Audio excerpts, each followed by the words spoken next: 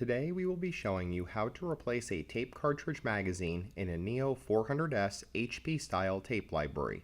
This replacement will not require downtime.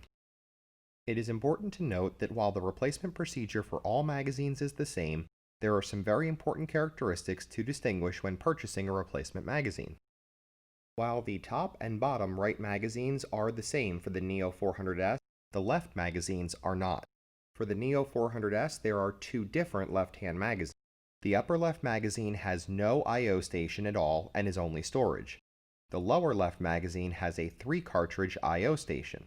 It is very important to note that you cannot interchange the I/O magazine with the non-I/O magazine.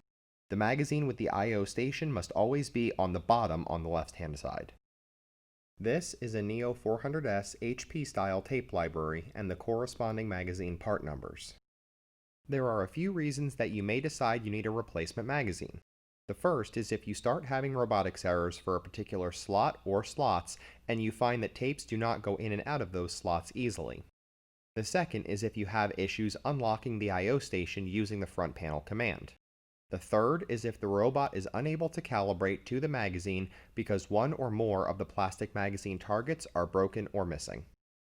Once you have the replacement magazine in hand, the first thing you will need to do is eject the faulty magazine from the library. The first way you would try to do this is by going to the front panel and hitting the right arrow until the operations menu is displayed.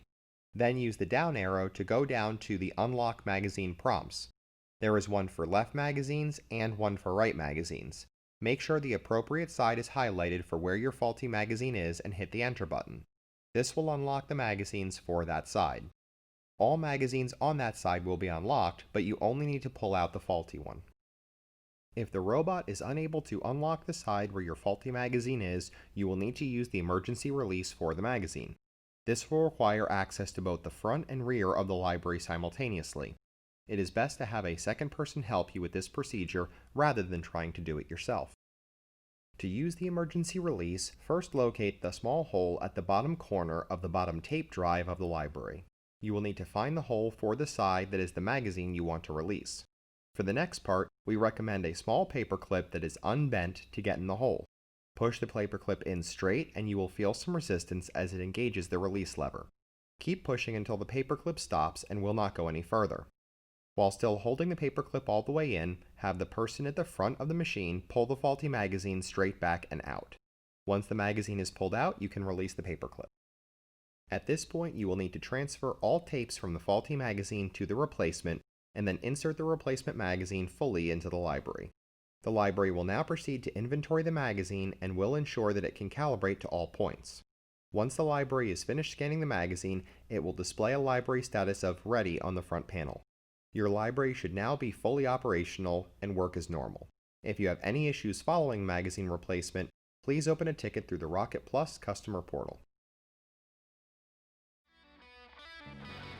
Thanks for watching. This has been another video by the Top 10 USA Video Production Team. We look forward to sharing more content with you going forward, so please check out our YouTube channel and please subscribe so that you get notified whenever we release a new piece of content.